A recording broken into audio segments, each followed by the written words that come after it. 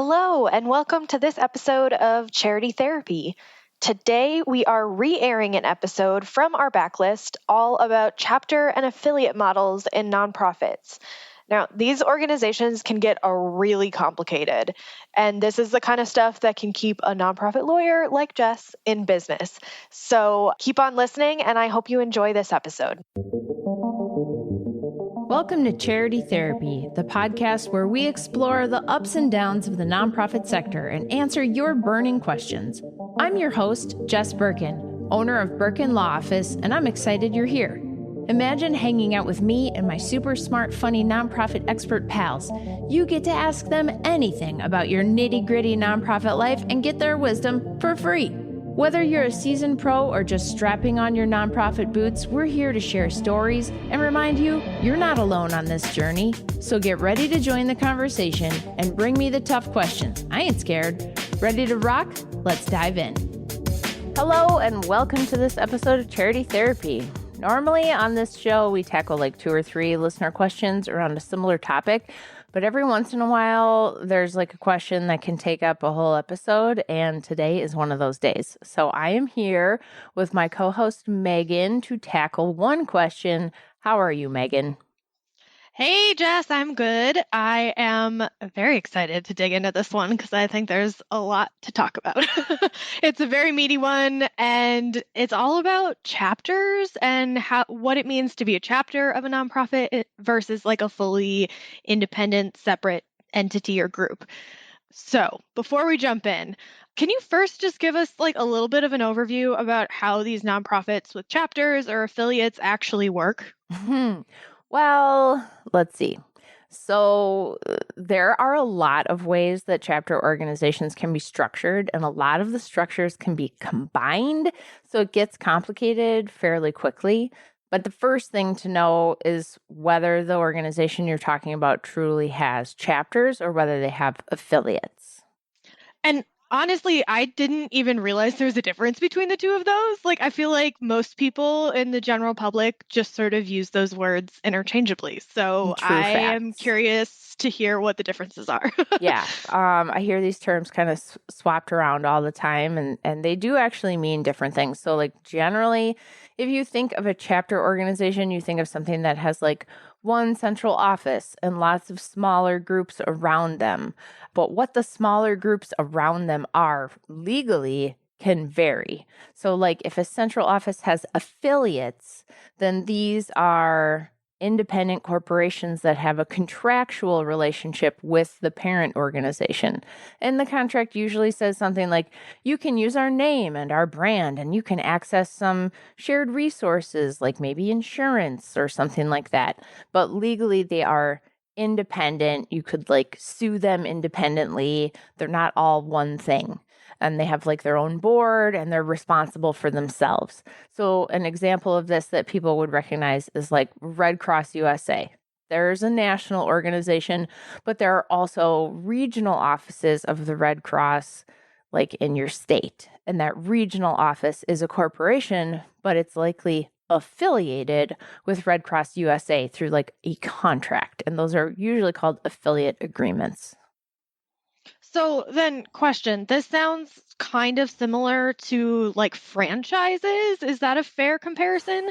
Sort of. Certainly, I am no expert in franchise law. I mean, me neither. And I think there's like a lot of variety in how franchising can work. Sure. But I think it's the closest thing that the nonprofit sector has that maybe makes sense. So when you go to a McDonald's, you know there is a McDonald's corporate office that controls the branding and the menu and the look and feel of all of the regional franchises, even though they might be owned by franchisees. And again, I have no friggin' idea how all of that works, but yes, it's awesome. A similar comparison. Yeah, so for all of us out there that don't really know how either of these work, our general understanding of franchises seems to like fit with that. Okay, so that's the affiliate side of things. What about chapters? So for chapters, you have like the central office with these chapter groups, and the chapters are not separately incorporated. And this is like your Pheasants Forever or Ducks Unlimited. They're one organization with hundreds of volunteer chapters across the country. And those chapters might do local fundraising and they might have local events, but legally, they're all under one umbrella. They're all part of one corporation with one board at the national office. Awesome. So it's like one giant organization with like pockets of people and activities happening kind of all over the place. Exactly. And it's a lot to keep track of. So the thing that gets complicated, because that seems pretty basic, right? But then the thing that gets complicated is when you combine these things. So you might have a national headquarters that creates the brand and the global mission and the vision, and that national organization then can have regional affiliates which carry out the mission and the vision in a way that makes sense in their region. And then the regional offices can have local chapters. And you get this giant organizational tree of all of the things. And the best example of this is probably like Girl Scouts of America. They're a nationally central office, Girl Scouts USA, right? And then they have a contractual relationship with their regional affiliates. And here where you and I are sitting in eastern Minnesota, western Wisconsin, that's the Wisconsin River Valley Girl Scouts. They are their own entity and they get to use the branding and the curriculum and all of those things and badges and all that stuff from national. And they have to follow some rules and guidelines to stay in good standing with Girl Scouts USA. But then you have all the troops, and each little Girl Scout troop isn't incorporated. They don't have a board. They are the chapters and they're managed by the regional affiliate. So yeah, it can be a lot and it can get messy with how these groups interact and who's responsible for what. And a lot of times the vocabulary isn't super clear because people use terms interchangeably. They might say affiliate, but legally it's a chapter or vice versa. Wow. Okay. Yes, I can see how this gets complicated very quickly. This is why I have a job. Yep, exactly, right? Just unravel it for us. Okay. So with all of that background now in my head, I've got the big meaty question for you to pick apart. So are you ready? Yep. Let's dive in. All right. I am the secretary of a local professional association. We're a local chapter, and our group is designed to create a professional network for small business owners. I've been involved with this org for a long time, and we don't really get any help from our central office. We've decided collectively to leave and form our own association so that our dues can go directly towards serving our local members. We would probably use our member dues to hire a marketing person. I've been researching how to do this, and I have to decide whether this should be a nonprofit or a for profit, and I don't know what to choose. Can we be a for profit association, or is there any liability that comes with being totally unincorporated and a group that charges dues? Okay. That is a lot. You are correct. Oh my God, where to even begin? So, first of all, let's assume this is a true chapter and they're not already incorporated. Sounds like that's the case. So they're just a bunch of people that call themselves part of this networking association. And man, if I had $1 for every chapter that was convinced that National didn't do anything for them, I would be pretty rich. This is a super common complaint. And what I will say, at least in the nonprofit sector, a lot of the time the national group is doing a lot for their chapters, but they may not be doing a good job of communicating the value. So this listener says, like, we don't get any help, but what does that mean? And so from their perspective, I would be asking, is the home office like doing accounting for you? Are they providing insurance for you? Are they doing tax forms for you? Are they managing member issues or member enrollments for you? These all take your time, your money. If you had to do that all for yourself or pay someone else to do that, what would that cost, right? Are they providing you with curriculum, branding, marketing, creating goodwill in the community around that brand? Like all of those things are worth money. And especially for long established national brands, you don't realize what it takes to get that level of brand awareness. And you can't just create a logo tomorrow and get the same results.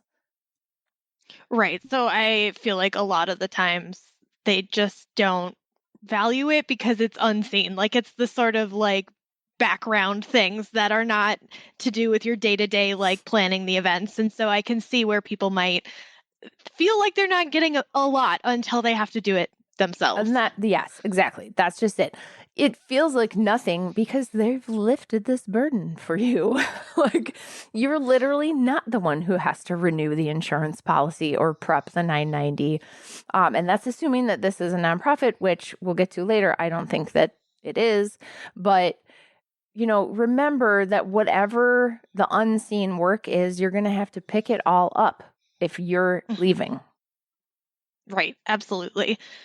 Well, okay, so then let's take the flip side and assume that maybe their central office isn't doing any of this for them. Maybe they're listening to this and like, yep, nope, they don't do any of those things. Then what are their member dues actually going toward? Yeah, so right? Like what if they aren't? And we don't know because we just have the question. So if they're not doing anything for you and you're paying dues and you're going for what, then yeah, it might make sense to leave. And if you leave, what do you do? And from the question, to me, this sounds like a garden variety business networking group, something similar to BNI, Business Networking International. It's a super well recognized business networking organization. So my first instinct is like, do you need to do anything at all? Like, do you even need to be anything? Because the listener is saying they would hire a marketing person, which I really don't understand for a networking group. Like, if this is what I assume and it's a like kind of B2B networking, get more referrals, the point of the networking group is to network. So the whole marketing thing is basically you have core members, and in order to build their networks, they should be inviting people to come to the networking meetings and the networking events.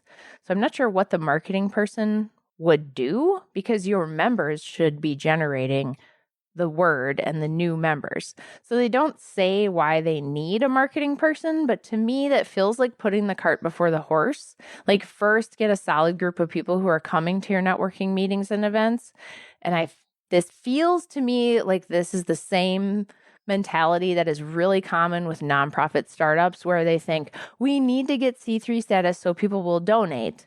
It's like, no. That's not how you get donors. It's not just like we hire a marketing person and then like the members will come like that. No, it's all legwork on your part. You have to do it. So like if the current national group isn't serving you, what are the dues for? What are you going to spend the membership dues on? Do you even need to charge membership dues, right? Like going back to like, do you even need to be an entity? Well, why do you need to be an entity? Why do you need to charge dues? If the group is so small that they need to attract more members and they want to pay for marketing, it seems to me you could just not charge and just network. Like a lot of time in a networking group, the dues go to cover the cost of the meeting space. So I get that. And if your meeting space has a fee, then ask your members to like kick in to pay the fee for the meeting space. And if you can't cover the cost of the meeting space with a suggested donation, then that would tell you that the meeting isn't very important to people. And I would reconsider whether you continue this group. Because like it occurs to me that the dues they're paying now, it feels if they're really doing nothing for you and you're paying dues and you don't think anything's coming from that, it starts to feel to me like a little bit of a pyramid scheme. And in this case, if the main organization isn't even a nonprofit, then what are the duties or what are the dues for? They probably go to an owner who like probably maintains a membership website where members can find other members. I don't know. Right. So that sounds like not a nonprofit and literally just like enriching the owner of Central. Yeah, or just paying for a website to exist, or I don't even, we have no context of like, is this a national org? Is this a state level org? Is it big? Is it small? How much are the dues? How much money are we talking about? How many members are like, we don't have any of that information, but I'm sort of assuming that it is not a charity because there's no charitable purpose in increasing your referrals.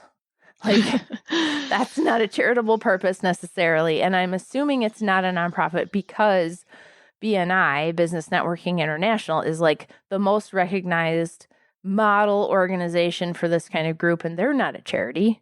So I'm guessing that this is not a charity. Right. And so then it sounds like if they are going to branch off and do their own entity, they should also not be a smaller charity. No, probably not. And they certainly wouldn't be a 501c3. They would have to be some sort of like trade association, which doesn't sound like fits them. It sounds like it's just a straight up networking thing. So I'm just like, don't start anything. Like, if you're going to start something, why not just form a new BNI chapter? Because that's a well-recognized brand. You won't have to do any marketing, or just get together and do your own thing. Sometimes people think they have to form an entity, they have to form a nonprofit. And sometimes you don't. You don't need to do anything because, they asked about liability. No, there's no liability for like having coffee with a bunch of people at 7 a.m. on a Tuesday morning. And if you rent a space, then the person who owns the space has the liability, not you. So it's like, if it grows organically, great. This is what I tell people in startup consultations. It's like, just keep doing what you're doing. And if it needs to be something later, you can still do that later. But there's no sense in creating an entity, nonprofit or otherwise, when you don't need to. It's just more work than it's worth. Right. And yeah, this is something we say to nonprofits all the time, like potential new nonprofit founders. And it makes total sense in this situation too. It's like, if you have something that works, just keep doing it.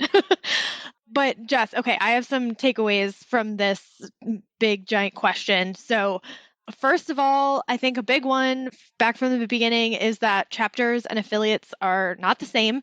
And when you are working or dealing with a chapter or affiliate, it's important to figure out like what you're actually dealing with, because it'll change the conversation. Yeah, for sure. Like, do the research. Like, who is this central organization? Look them up.